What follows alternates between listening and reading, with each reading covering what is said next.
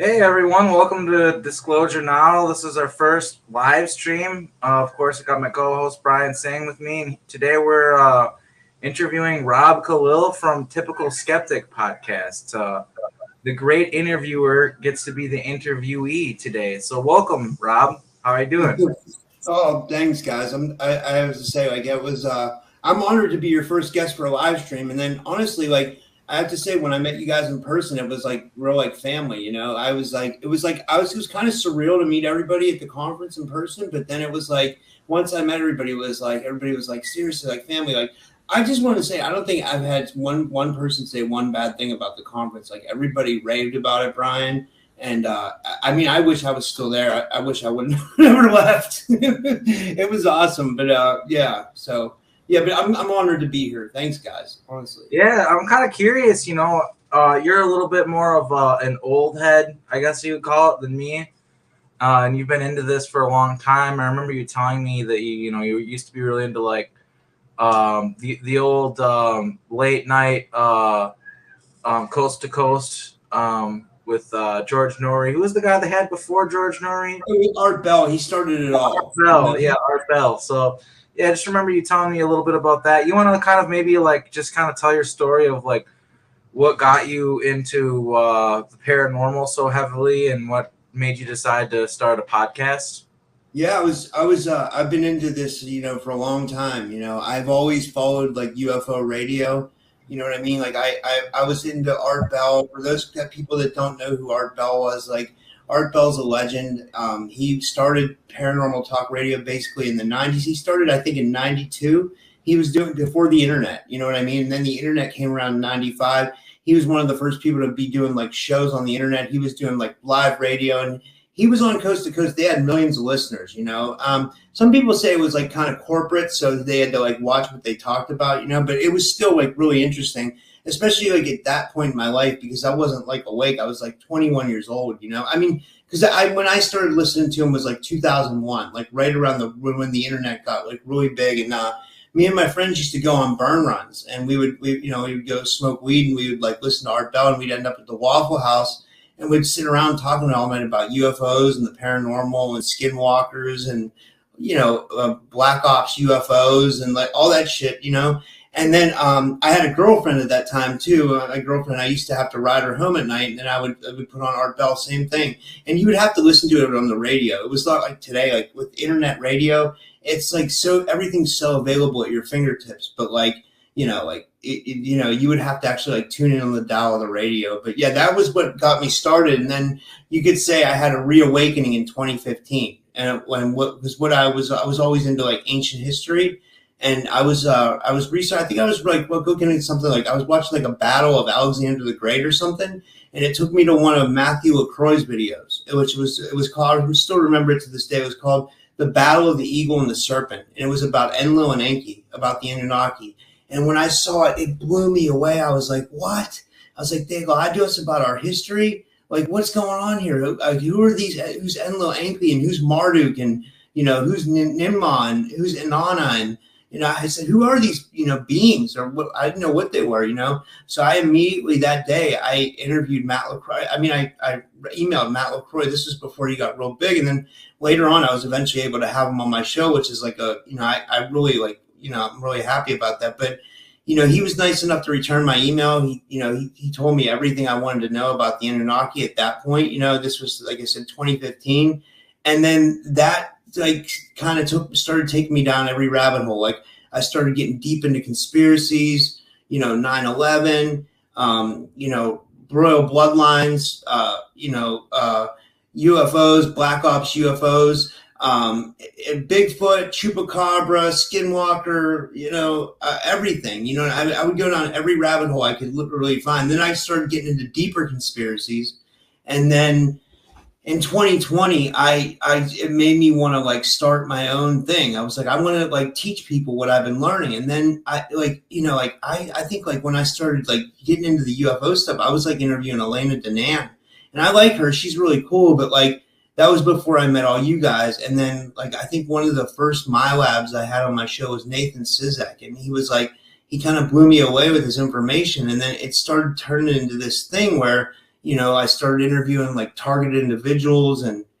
SSP people, Black Ops UFOs, SRA, I mean, like it's really turned into that. I mean, I still do all the other stuff too. Like you guys know, I interview a lot of people. So I just did my 1400th episode today.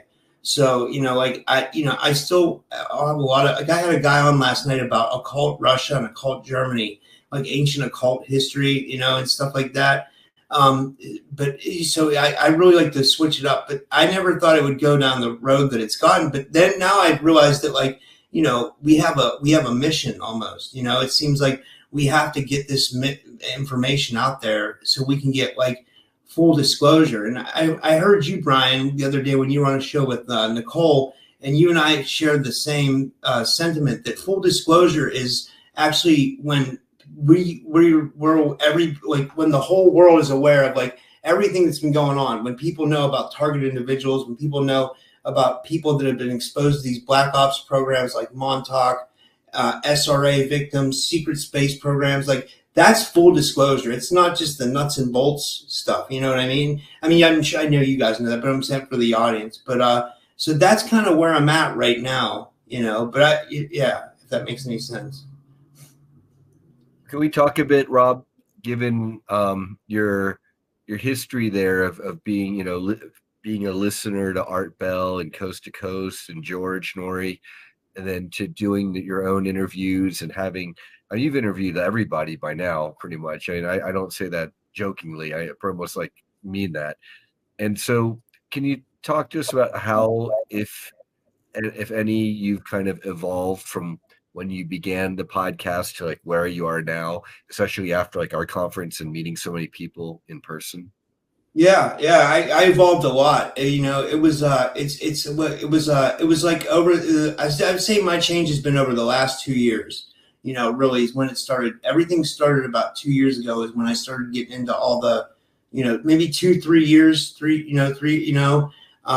Because like I said, when I was like interviewing, I was always interviewing experiencers and contactees, but I didn't start getting into this stuff, like the heavy stuff, like the more hardcore stuff until like 2-3 years ago. And then it kind of reached its pinnacle when I was able to come to the conference and meet everybody in person, and hear their stories and, like hear like Arkeem and Alondra Markman with their amazing presentation and Drago and like, you know what I mean? I mean, people are just going to be blown away when they see that replay of the conference. Like a lot of disclosure, Miles Johnson was great. Laura Eisenhower was great. Like, Matthew Morning was obviously great. I consider him a good friend. I consider you all a good friend, but like, yeah, it was amazing, man. So that was kind of like the pinnacle to like actually be there and meet people in person. And, it kind of like did something for me. I feel like it kind of activated me in a way, if that makes any sense.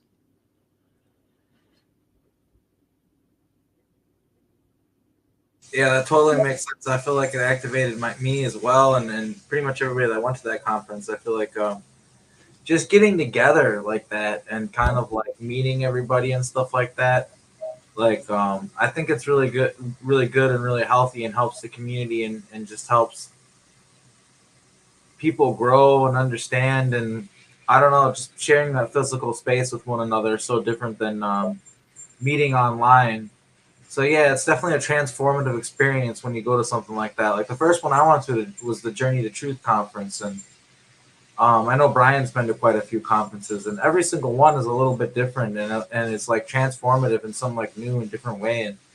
And yeah, so I just think it's really important that people like go out and meet in physical spaces when they can and stuff still, because that's, we forget about that. It's like you're saying, Rob, like in the beginning of the interview, like you used to have to like, stay up until midnight to listen to, or whatever it was where you were living, and listen to Coast to Coast AM if you wanted to like listen to like the paranormal stuff, and like you had to meet up with people and like in person if you wanted to do stuff. And like it's not like now where you can just like have a show and you can interview people like all across the world and you don't even leave your room. Like it's pretty wild, isn't it? Like to see that transformation. It's amazing. Yeah, it really is. Like it gives me hope for disclosure. It gives me hope that like, we're going to get somewhere. But I don't think we'll actually, fully be accepted into society. We need people in like Congress and government. I mean, the government's so corrupt. I hate politics. I really do. I'm not political at all. But I mean, I see the poison in it. You know what I mean? I see just like the evil in people's eyes and their corruption and their love for greed and money, and it makes me sick. But like, you have to play the game to win the game, right? And for us to win the game, we need people in Congress. Like, okay, for example, they had the UFO hearings, right? And there was one guy, I think his name was Tim Burchett.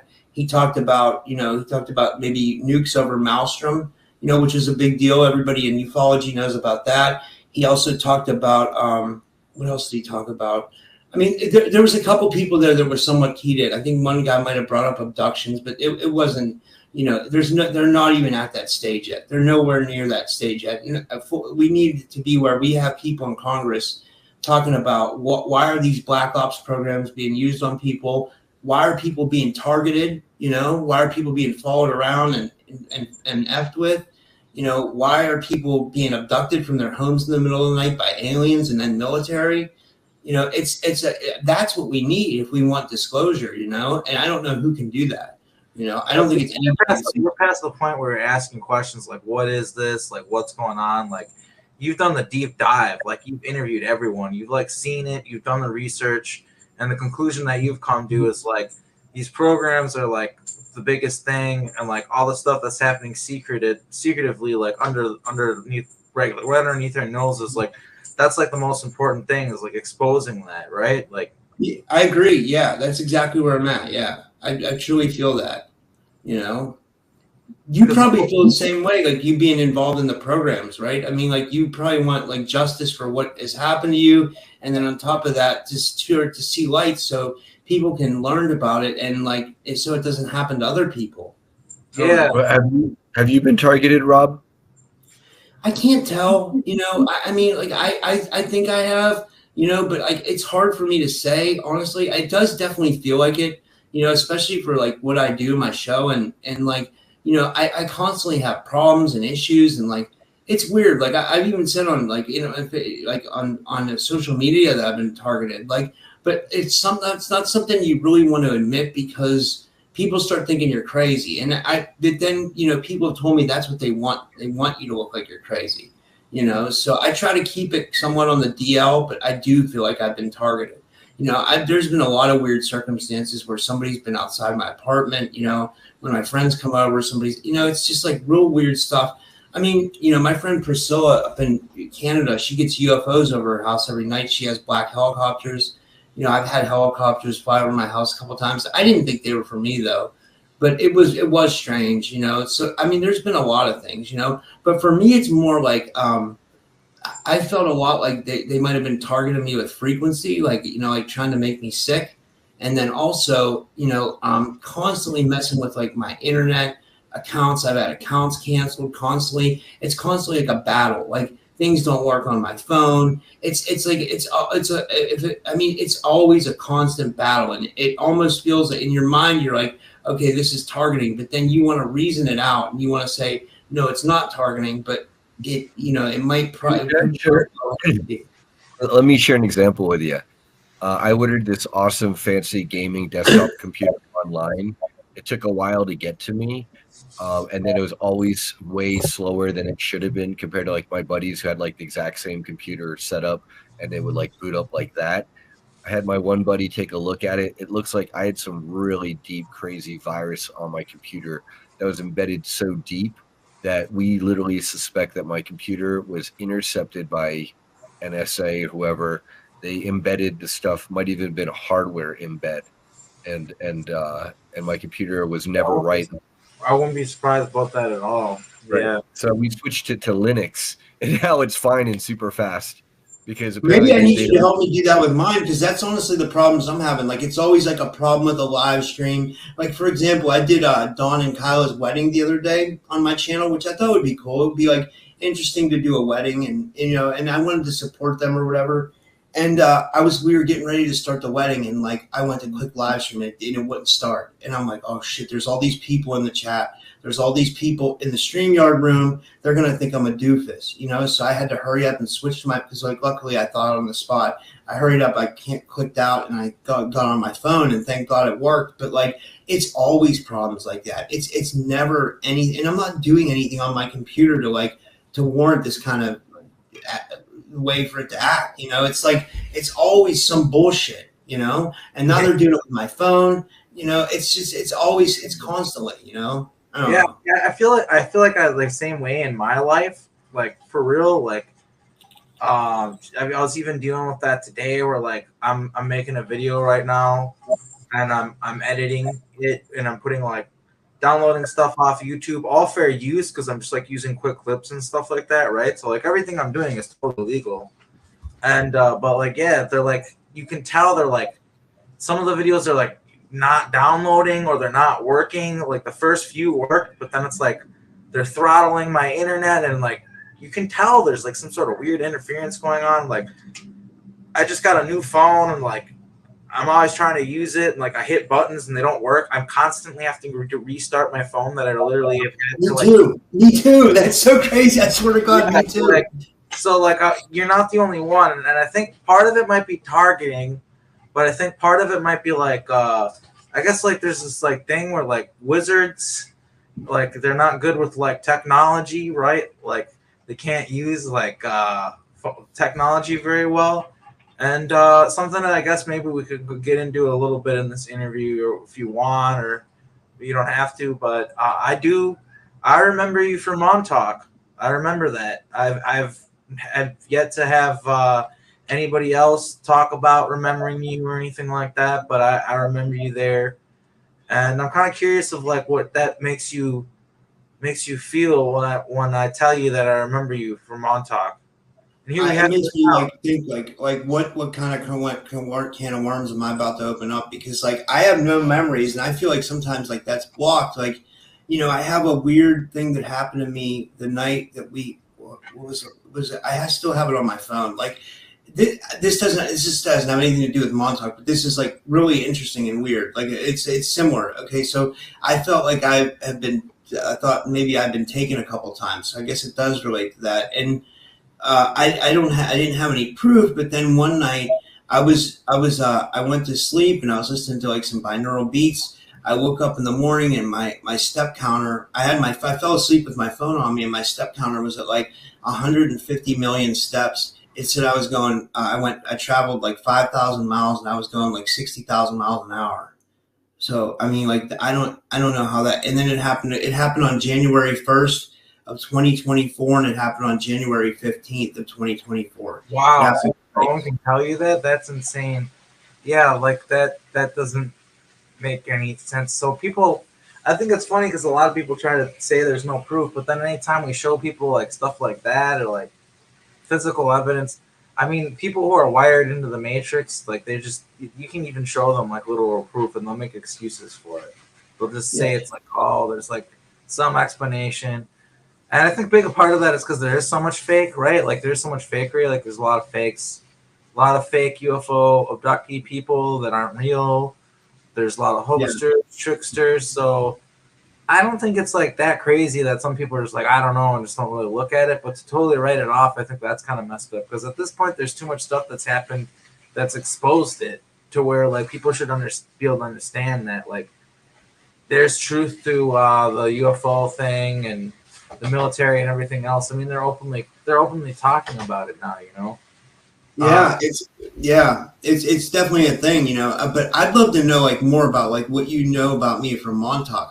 That sounds interesting. Like I see, like I grew up like a normal kid. You know what I mean? I wasn't in any special programs or anything like that, and like I don't remember being taken. But then there's like parallel realities, right? So this could all be happening in like a parallel reality. It's confusing with that, and you know, and I've been through many realities in my work and what I do, and that's a big part of what I do. Which, you know, I was confirmed by Jessica Jones when she tried to remote view something that was going on for me when I tasked her with that target. And but what I remember about you, and you know, whether it was in this reality or not, I tend to think it probably was in this reality, but also it could have been in another reality. I don't know, but I just remember that you he had like really powerful telepathy, psionic abilities, and you were part of a group of kids that was used for going into people's bodies, to take them over, to control them, like Quantum Leap, and like and yeah, like more like mind meld, like hardcore telepathy, taking people's minds over, infiltrating their minds, being able to go through, because MK assets will have like these gateways and these portals and all this programming set up to block you from being able to interrogate them and get information. You were tasked with and were good at getting through the mazes and the portals and be able to get to the information because you were so highly telepathic. And yeah, I just remember you were part of a group of kids that was kind of isolated. You were isolated from everybody else. There was like 8 to 12 of you at a time, and I think it switched out sometimes because it was you weren't all the same age.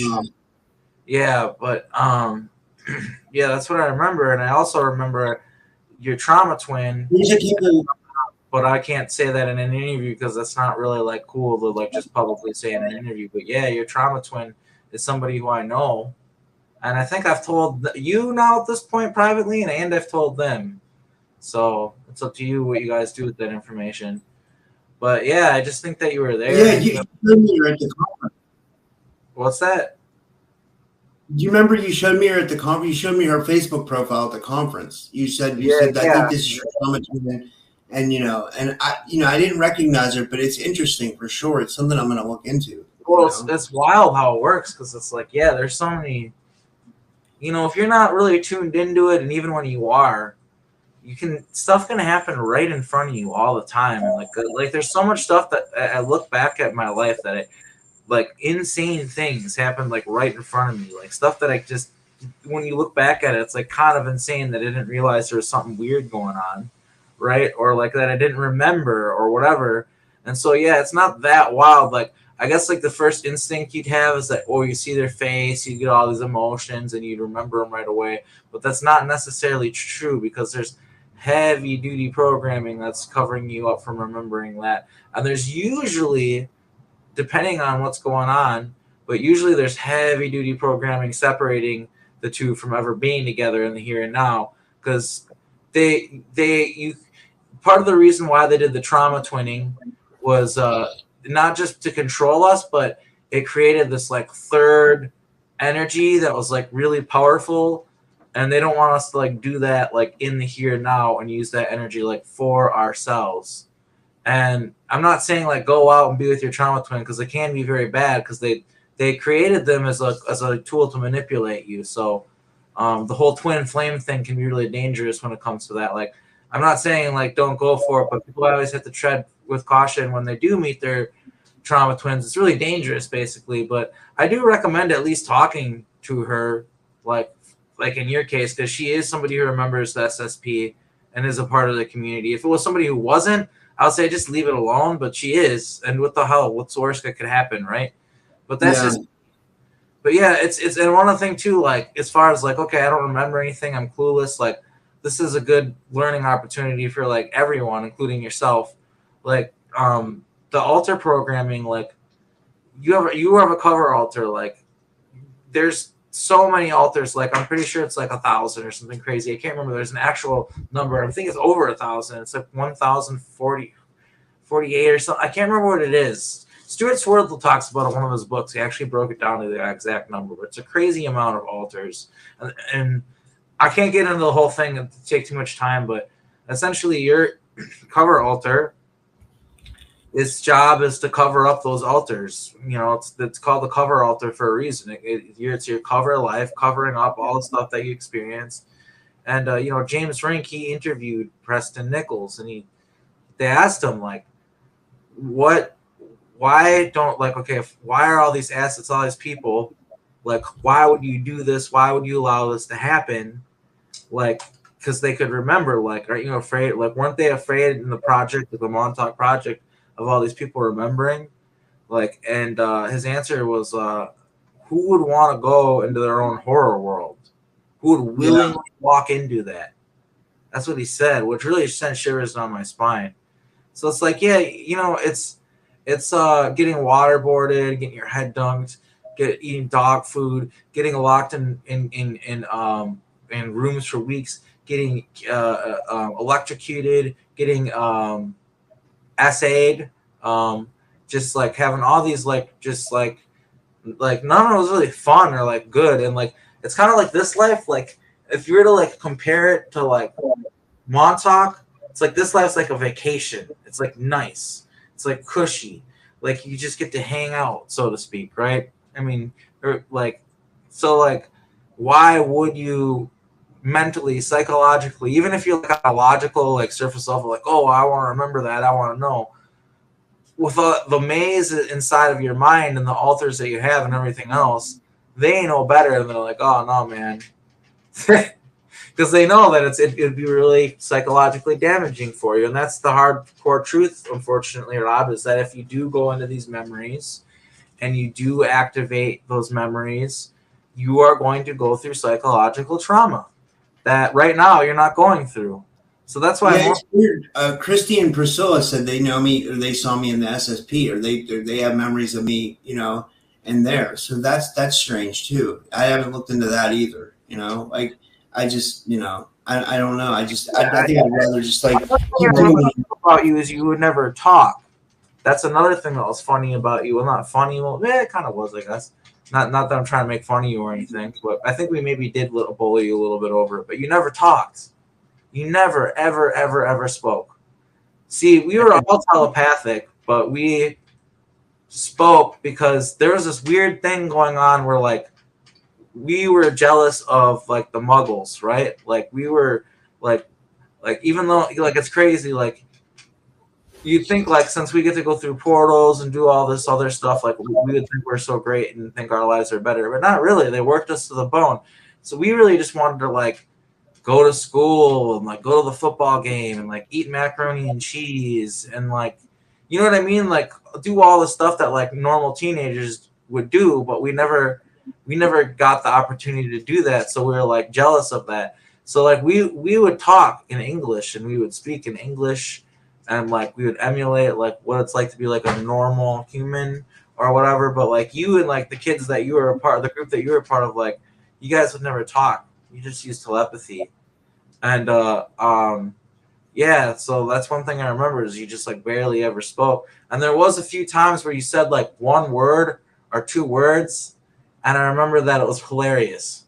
Like it was at the exact right time, and you just said the exact right thing, and you made it really laugh. I can't remember what it was, but I remember that like something crazy happened, and you just said like one word or like two words, and you never talk, which made it that much more poignant. But yeah, man. Maybe that's why I talk so much in this life. Maybe that's why I do. Well, no, I think it's like I do because I have like an insane work ethic. You know, it's one thing I pride myself on is like, you know, in this life or whatever is like my work ethic. You know, like because I came from a troubled past, like a 3D troubled past. Like I was into some. We want to communicate and wants to take in a lot of information and process a lot of information. And that's the thing about your Montauk altar is like it's you actually did care a lot about communicating and talking, and that's why you only wanted to use telepathy. It's because you communicate so much more faster and more efficiently by telepathy that you didn't understand why like most of the kids wanted to talk. You thought that was weird because like in reality, like to you, it's like, oh, well, we're better than them because they can't even speak telepathically if they want to. Like, why would you do that kind of thing? I don't know. Oh, that's hilarious. Yeah, that's that's interesting. Like that's so. And I gotta look into it. You know, I really do. Yeah, I'm also getting that you're connected to like the grays, like not the manufactured ones, but the more natural ones. And you know what's weird about that? I've done like 10 regressions. I've done like, but see, what's weird is like, I've done maybe 12. You know, my friend Maya regresses me a lot. I had one where I went back and I thought I had a lifetime as a gray. I had one where I thought I went to Venus and I thought I met Val Thor. it was interesting, to say the least. Like, I don't ever listen to my regressions over again, but I've never like went into it and looked into like SSP or Montauk or anything like that. You know, I just went and, like, most of my memories were like, you know, I was like a Roman soldier. I know I was in Egypt because me and my ex, we were like twin. We were twin flames for real. Like, we were. That was like, I thought she was sent to kill me, honestly, in this life. I really, truly do feel like she was. I don't know. I think she. I have this like weird theory going that she was sent as like a CIA asset to try to murder me, like, but not in like with a knife where she's gonna stab you, but more like in a like a way where she's gonna like break my heart to the point where it literally started causing me liver pains, and like, you know, I was having serious issues. Like, I went to the doctor, they did tests, nothing came back. You know, my blood work came back fine. I went to all these different energy. I have so many friends that are energy healers. They tried healing me. The pain kept coming back. So I finally just started working out again. I started getting in shape, and it went away finally. But, you know, it was all due to that breakup. And what it does, it goes back to the regression that we had. Me and my ex had a life in Egypt where we I don't know, like, Maya knows more of the details. Like, she said it's a pretty deep story, but because she got regressed and she saw me in her regression in Egypt, and I got regressed and I saw her in Egypt, and it was just like, and then it was weird. We had a really special connection in this reality too. You know, she was like my twin, like you're saying, like, but like in this reality, she was like my I called her my mirror. You know, she was like, we were like the exact same in like so many ways, and then things fell apart. You know, because that's what happens. But you know, and that's why I felt like she was sent to almost destroy me. But I kept going. I kept doing podcasts, and I put a smile on my face. But deep inside, I was just like, I didn't want to be here. I was like, you know, and I'm still getting over it, kind of. You know, like, I mean, I'm over it now for the most part. You know, and I meet other women all the time, but it was like, she was like, that was heavy for me, you know? I don't know. Yeah, no, that sounds like it was heavy, man. That sounds really heavy. It was crazy. But, you know, I mean, we learned how to transmute and transgress, you know, things and stuff like that. But, yeah. I would like to do, but yeah, but going back, but I had supposedly a life as a gray alien. And that supposedly I had one where I went to Venus and I met Val Thor. But I'm like, where are these memories coming from? You know what I mean? I sometimes wonder if, like, when we get regressed, do the memories come from the collective? Are we picking up like an Akashic record, or are they our own Akashic records? Yes, you're right. It's not, man. We're eternal beings. We've done a lot. Like, they have us in this mind trap where we think that life is extremely finite when it's eternal. Yeah, that's really all it is, man. It's just hard for you to comprehend because you're in this like tiny liminal temporal space that limits your thinking. You know, we all are. There's nothing we can do about it. yeah. But that's why. There's like a couple questions in the chat. One of them was just hold up. Someone wants you to show your dogs, Brian. Somebody in the chat. They said, I was going to ask you to show your dogs. We got a couple here. And then another one was, hold on. How old was Rob at Montauk? He was a kid. I remember seeing him as a child, but also as a teenager and time travel. So he was probably there for a really long time because it was a time travel project in a time bubble. And they could replace people's bodies and stuff. So he was probably there for a really long time. And then I don't know if I should bring up this one or not. Somebody's asking, what's the beef with James? I'm going to do it. I'm going to bring it up. Somebody's asking. I'll just right now, like, I don't have any beef with James. Like, I still consider him a friend, but like, I don't know what he thinks of me. I think he's mad at me for going to the conference, but like, he never said that. I can't say that he said that. He never said anything like that. But like, you know, he hasn't talked to me since I've been back from the conference. So I don't know if that means anything. I tried to reconcile with him. It was a public post. It was on his wall. I was just like, hey, man, like, it's a bummer that the conference is split. Hopefully, eventually, we can reconcile, basically. And I wasn't there for the whole thing, but there were two conferences. It didn't work out. I wish James the best, but his whole thing has been like, anybody who associates with Brian, he's saying, hey, I don't want to associate with you anymore. And for people who aren't aware, like, I live with Brian, and Like he's not like just like internet guy far away. Like we're really good friends, so I can't just like not talk to Brian anymore. And he's done to a lot of people, and he's upset a lot of people. And I love James, and I respect his work immensely. He's a pioneer. And again, Brian can say his piece if he wants to. But yeah, there was a little bit of a meltdown as far as the conference. I was not there when that happened. There ended up being two, and he really can't get over that. And now he's trying to say that we stole his work just because more people decided to be a part of Brian's conference than his conference. So that's really, in my opinion, that's what's going on. I don't know if Brian has anything to say about that. You don't have to. Yeah. No. I mean, this is good because I like to use this as a teaching moment for the community. And you know, we kind of talked a bit about this, Arkeem and Rob as well. You know, just because you or I or anyone is an experiencer or a whistleblower or a testifier, and then so that automatically puts us on the side of the disclosure movement. But even within the movement, and this is not just the disclosure movement, in any movement, you're going to have people who want to act in a principled manner aligned with the goals of the movement for the sake of the movement, and then people who may be less aligned or less principled. Okay, I'll just leave it at that. In the case of James and I, when we were going to initially throw this conference together, we mutually agreed it was going to be the Timeline of Disclosure Conference. And we were with Ida Farhat. And it was going to be 40% James, 30% me, 30% Ida. And after Ida and James went down to St. Pete Beach, Florida, and also Crystal River, and scouted out locations, they both together found the Serrata Beach Resort and said this would make a great venue. Okay.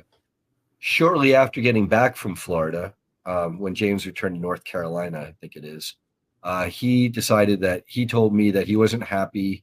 And he already kind of told me when they were on that scouting tour, that he wasn't happy with Ida. She was talking over him, X, Y, and Z. And Ida had already introduced our webmaster, our spreadsheet numbers gal, our marketing guy, you know, and had done a ton of legwork. And just like that, he unilaterally dismissed her from the executive team. And I wasn't happy with that. Ida wasn't happy with that. You know, but James, you know, super soldier talk, star of the show, fine. You know, we just, for the sake of motion, let's keep going. A couple of days later, on a group call, a team group call, where we're talking about how to throw the event, he announced that the $2,000 that we were looking at spending on Penny Bradley would be better spent on a water slide. And it's the first time you're hearing this, Rob. I'm sorry, I had to laugh. That was the way you said that was like, I don't know, like, yeah. I mean, it's kind of messed up too. Like, that's kind of like, I'm not saying anything bad about James, but that's kind of like, whoa. I know I'm not even getting involved. I'm not even in this conversation. Sorry, I didn't say anything. It is kind of funny. We've been joking about it. So then at the point we're on this call and he says that, I pretty much say verbatim, James, if you effing replace Penny, or if you replace Penny with an effing water slide, I will let the whole damn world know. And, you know, when that was me saying, no effing way, don't do that, he took that as, Brian, you're threatening me. You know, I'm the leader of this team. You don't have the right to say that stuff to me. You're bullying me. You're like, pretty much you're fired and should get off this call right now. And then we had a reconcile call. It was a group Zoom call. And I've got, it's a matter of public record. I've got the recording and I could share it with you, Rob, to share the link out. And I've shared it out. We were recounting all of this, and the whole group, I and Ida said, hey, for the sake of the conference and the disclosure movement, we're willing to work with James. And James flat out said, no, this is too early for this conference. We don't have enough time to throw it 2024. I don't like these guys. These guys are stealing my intellectual property. You know, the Super Soldier conference stuff is all mine. I'm quitting, and I don't want to work with these guys. Okay, fine. So I and Ida and the others agreed, after putting together such an amazing presenter lineup. Well, James pulled out. Show must go on. We're going to keep going with our conference. Full Disclosure Now conference. And James basically turned that into, we stole his property, blah, blah, blah, blah, blah, blah, started complaining. and there you go. The rest is history. Can I just say one thing? This is all I have to say about this. Like, just let me hear me out 1 second, and I think everybody will agree with me on this. Like, I just did my 1400th podcast today. I have so many different people that come on my show. That they come on my show, then they'll come on you guys' show. They might go on Matthew Morning's show, then they'll go on Coast to Coast. They'll do Spaced Out Radio. Why? Because they need to sell books. So none of us own these guests. A guest is a guest. The guest is trying to sell their intellectual property. They're trying to come on our shows and market it. So we have to promote them. We have to put their links in the description. You know, I always put a guest links in the description first, because that's important, because the guest is coming on my show to try to sell their books. They're trying to sell a course, or I always have the guest in mind. I think that's very important. But what I'm saying is, I don't own that guest. No one owns that guest. They're free range. They go everywhere. They go to 5 different podcasts, and it doesn't bother me if someone goes to another podcast, because that's the game. That's what people have to do to sell books. Anybody that wants to sell books in this economy, you have to do multiple podcasts. You can't just do one podcast. You know, you have to get on many podcasts. If you can get on Coast to Coast, that'd be great. But like, sorry, I didn't mean to go on a rant, but I think you guys get what I'm trying to say. Who can talk to who and who can associate with who, and it's to me, it seems to me like James has programmed. It seems to me like he's got separation programming. It seems like he's trying, without realizing it. Okay, because like I told him, like he talked about at the Journey of Truth conference that I went to a couple years ago. Well, how I'll write in my journal memories, and then I'll like go back to it, and pages will be ripped out. And I told him, I was like, bro, that's your altars. And so he's doing things, he's sabotaging things, he's not realizing, he's not self-aware, he's so heavily programmed. And a lot of people, this is going to sound totally loony and insane, but a lot of people are saying that he was replaced by a clone, and honestly, I wouldn't be surprised. I saw him for a brief moment, and he seems different. But that's. Can I just say also that I even had, James should know this, I even had James on my show, and I know, Brian, you got a little bit upset about that, but I was just trying to show the point that I have everybody on my show, that everybody has a place, and I kind of respect James because he was a pioneer, and I didn't know all the situation, what was going on, because I wasn't there. I wasn't in any of your meetings or anything like that. So I just looked at it as James is coming on my show to promote his conference. He came on June 24th. That's not even a month ago. I had him on my show a month ago. And I let him promote his conference. You know what I mean? Because like that's how, I don't know. Like I didn't have anything against him. You know, and you didn't hear a peep from me, Rob, saying, "Oh my gosh, Rob, why did you have him?" Blah blah. No, for the sake of the movement, this is how I feel about. And yeah, it was Matthew. For you, we're gonna have 2. All right. That's hilarious. Matt said, "Can we have a water slide?" He's Matthew Morning's in the chat, but Matthew said, "Can we have a water slide next year?" That's hilarious. I want one. So maybe it was a good idea to get the water slide, but not a good idea to have to replace Penny Bradley for the water slide. That was going a little bit too far. Yeah. But wait, could you honestly even have a water slide on the Serrano's property? They told us. They already told us.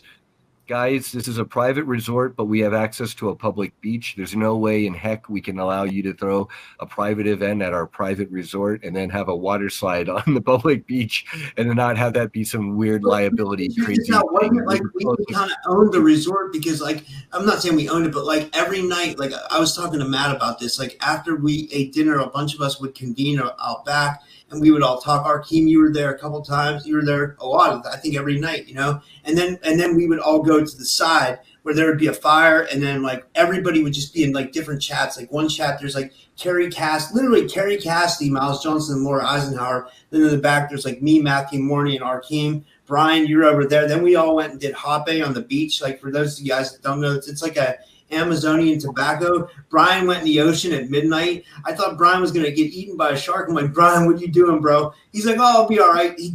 Brian, you were in the ocean for like 30 minutes. I was like sweating bullets. I was like, he's going to get eaten by a shark. I was like, this is insane. Like, but you were like, you were in sync. You were in like Jedi mode or something, because you honestly like came out unscathed. You know, there's jellyfish and sharks. It's the most beautiful bathwater warm beach, and this guy Rob's having like Jaws and like Portuguese Man of War.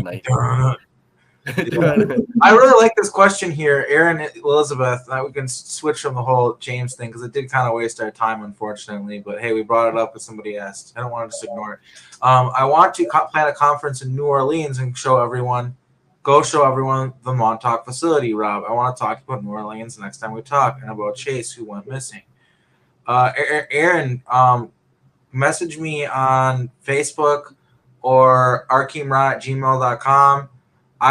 We were planning a conference for maybe next year or something. I've been wanting to do a Montauk reunion thing, but Brian actually was the one who was like, well, what if we did it in New Orleans? I'd love to do a conference in New Orleans. I've been wanting to do that myself. Like I've been wanting to have something down there because that's the paranormal capital of the world. You have like all the voodoo going on down there, and like there's like voodoo shops, right? All in the French Quarter. And it's magical down there. It's amazing. It's like, that's literally the paranormal, besides Montauk, it's the paranormal capital of the world. So yeah, I think that Aaron is correct and that needs to happen. And Aaron, I really appreciate she's a Maya, Arkeem. You should have her on your show. I had her on my show, but it was like shortly after the conference, and I kept falling. She knows I kept falling asleep, like because I didn't get much sleep during the conference. So I only put it out on audio. But she's awesome. We're gonna do another show.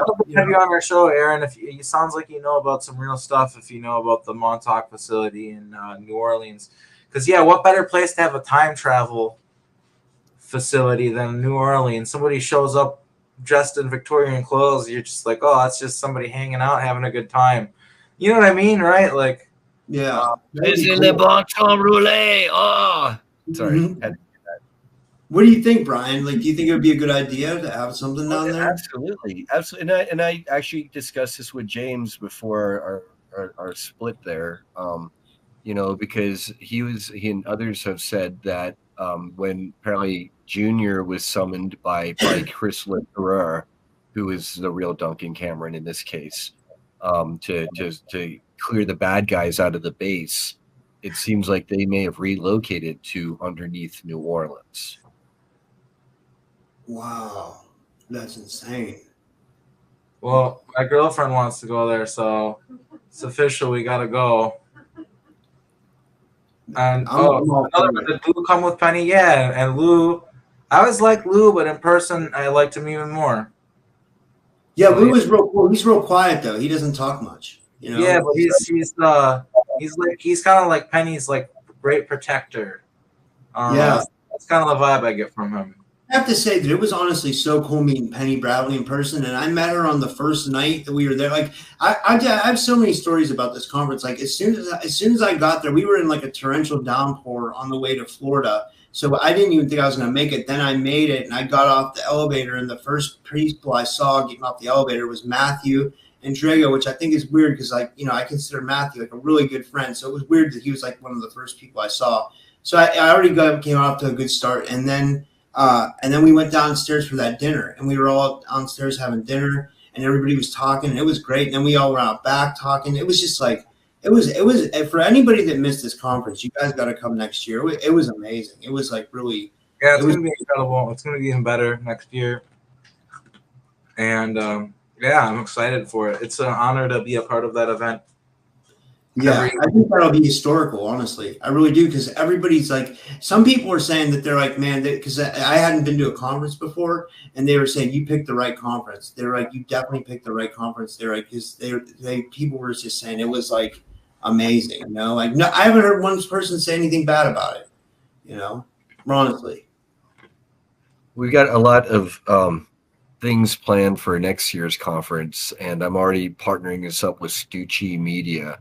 And they're veterans in the industry. They've been doing a lot of the media with like the Ancient Aliens people and those types, and by Billy Carson. And at the same time, they really like what we're doing and the authenticity that our people bring. And so I'm excited that's one of the partnerships that we're going to be way bigger and better next year. I mean, like they're talking about selling out tickets before the end of this year for our event in July. And I'm like, really? Like, let's do it. Wow. That's amazing. Yeah, I'm ready for it. And for people who are maybe curious, Brian's already kind of been making teaser announcements and stuff. And one of the things that he's been talking about is more panel presentations to get people on board, and that was a perfect opportunity for me to come along and start organizing a Montauk roundtable. So I am trying to get the heaviest of the heavy hitters when it comes to the Montauk project to come on board and be part of this roundtable discussion. And I just want to put it on an open invitation on the internet to Stuart Swerdlow, who is very hard to get a hold of, that if he wants to be a part of this conversation, he's welcome to be there. I'm hoping that we can get Stuart to be there. Speaking of Montauk, I had your boy on my show. I had Rocco. You know, he did really good. He was like on my show. He's going to be on my show in the near future. I had him on for the 21st, but we're trying to have Christy Campbell on with him as well. And there's some controversy there with him as well. He had kind of a meltdown like a couple of years ago, and it was all like programming and he threatened a lot of people, and there's a lot of people that don't want to talk to him because of that. When I'm talking about Rocco, who is, for those of you who don't know, just a survivor of the Montauk Project. And my whole thing with Rocco is like I said, I'm having him on the show because he was a part of the Montauk Project, whether people like him or not, or think he was like a bad guy, which he apologized to me. And then he also told me that he feels weird when having to apologize over and over again. I was like, well, tough shit, dude. You're going to have to apologize over and over and over again because of what you did. And he's pretty understanding. It seems like he gets it. So, and he's starting to, and he's apologizing. He's writing letters that lays out the principles of how he acted in the wrong and how he's going to rectify it. And the most important thing is the reason why I'm interviewing is because he was at Montauk. Yeah, he's got a testimony. That's what I think you told me that, Arkeem. That's why, and I knew he was your friend. People for a while I wasn't talking to him. We had a falling out and stuff, and people would ask me about it. And I'd always say he was there. I would never talk bad about him. I would never try to say he he wasn't there. But I would tell people, hey, be careful. Yeah, he freaked out and was threatening people and stuff last time I heard, and I blocked him. And But yeah, he's last time. He's fine now. I don't know. He's chill now. Yeah, it's called mental health. People, he had mental health difficulties, and it's just an example of what we go through with these programs. I say a lot of times, it's in my book. I talk about it in interviews. People expect assets to be these super well put together people, but we went through these traumatizing programmings that harmed our psyches in such a traumatic and profound way that it's kind of weird and unrealistic to expect people to just be totally mentally sound and mentally stable after going through that stuff. So I just think it's important for people to keep that in mind. The Fringe in the chat asked about Peter Moon. I've had him on my show once, but that was before I knew much about Montauk. I don't even think I asked him about Montauk because he was talking about Romanian pyramids and stuff when he was on my show. I'd have to go back to that interview. Maybe we did talk.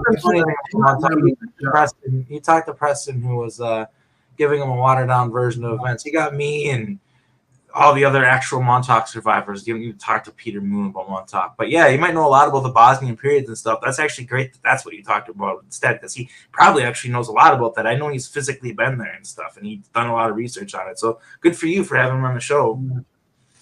Yeah, well, I didn't know much about him. Let me put it this way.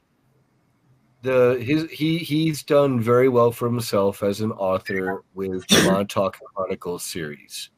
And that series, what he based it off of, at least according to him, and from the series, it's off the testimony of Preston Nichols, Al Bielek, and Duncan Cameron.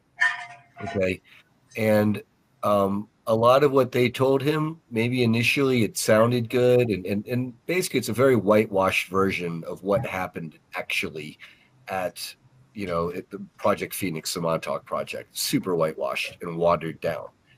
And, it's one thing for Peter Moon to have written these books and done well by them, because that was the initial reporting that he got, fine. But at the point where many of us have approached him and said, hey, Peter, this is a real deal. These are the real survivors. You got a way watered down. Preston Nicholas was a satanic pedophile at the very least. Let's start there and go proceed. You know, and I have not ever heard him say once or anywhere once correct the record and say, hey, these are the real survivors. I recant some of what, you know, the watered down version that I was fed. And we haven't seen that yet. And until we see that, it's difficult for us to invite him to any events or X, Y, and Z. I appreciate that. I was probably more, but like, you think I'd be more hardcore about that and unforgiving, but you're actually, that's probably the right stance to have. Yeah, because, well, I kind of have to wrap things up because I actually have a date. Me and Kat are going to be going to a movie. But like, yeah, is there anything else you want to talk about? Anything you got in the works? Any exciting guests you got coming up or anything like that you want to shout out before we wrap things up? You just did Dr. Courtney Brown. I wish I was on that one. Yeah, I just had Courtney Brown on, and this is going to be an action-packed month, I think. This is going to be a real good month. I got some heavy hitters coming on this month. Like, it's going to be a good month. I don't have nothing really. I have one guy that's a heavy hitter planned for September, but I haven't planned much for September, but August should be good. You know, it should be fun.